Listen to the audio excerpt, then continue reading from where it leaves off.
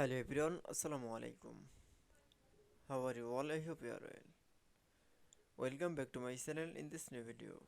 Today's video, how to insert a calendar table in Microsoft Word. So let's started.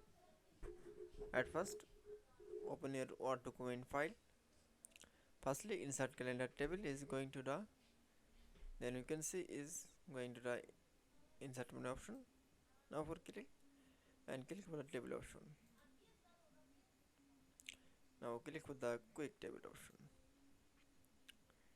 Then click for the calendars to option. Let's okay.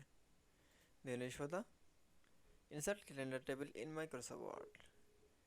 This calendar table format is correct.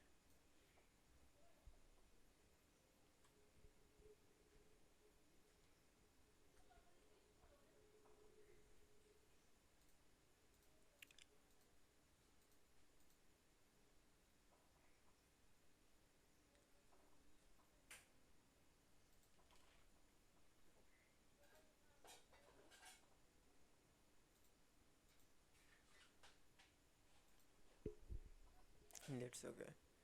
Then show the insert calendar table is editing and insert calendar table in Microsoft Word. I hope to enjoy the video.